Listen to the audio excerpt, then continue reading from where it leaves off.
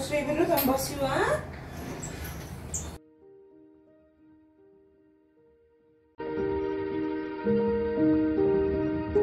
Hi friends, नमस्कार, जय जगन्नाथ। आ गोटे नुआ ब्लॉग रे आपण मानक स्वागत। आशा करछि समस्त भलरे थिबे।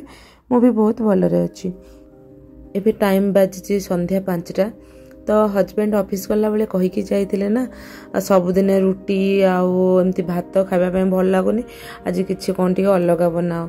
कौन बनेबी भाबिका आइडिया आसला कि नहीं, आज बरा और चना तरकारी बनेबा। बहुत दिन हेलानी बरा चना तरकारी बनेनी और आम बरहमपुर स्टाइल रे।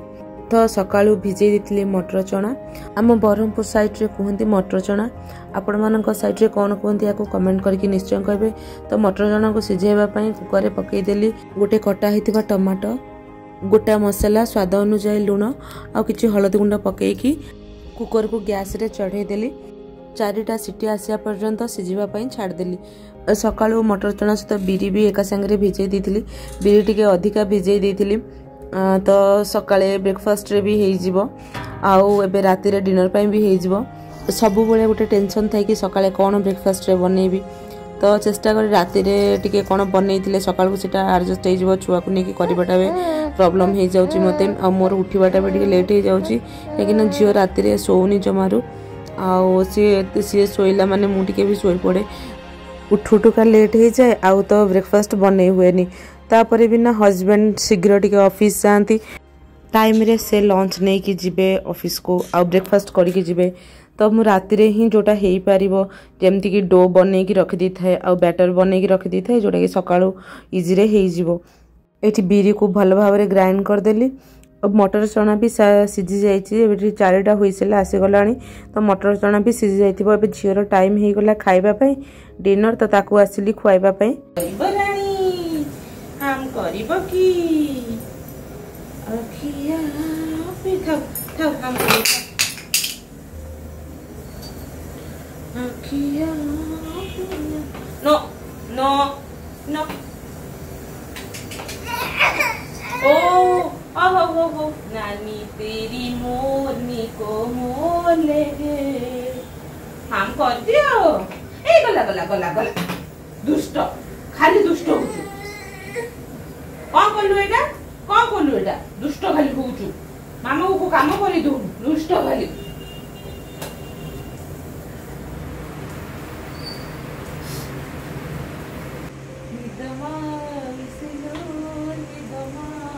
हम कर दियो हम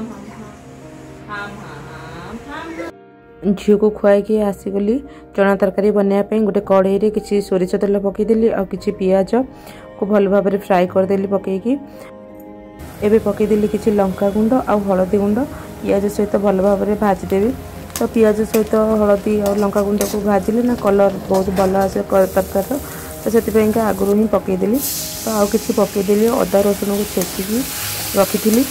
तो अदा रसुण को बाटिकी कले टी अलग टेस्ट आसे आ छेचिकी पकईले अलग टेस्ट आसे। तो से छेचिकी पकईदेली। अदा रसुण भल भाव में फ्राए हो गला पकईदेली किसी लुण टेस्ट अनुसार आउ पकईदेली किसी गरम मसला। तो सबको भल भाव में फ्राए करदेला पकईदेली बर्तमान सिझा होता मटर चना। थरे एमती मो स्टाइल बनईकी खातु ना देखिए सतरे बहुत बड़ा टेस्ट लगे। मु भी यहाँ मो हजबैंड को पाखर ही शिखी।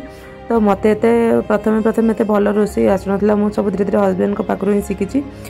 तो बर्तमान पकईदेली किसी पानी आउ छाड़देवी फुटापी 5 ରୁ 10 मिनिट पर्यंत फुटापी छाड़देली।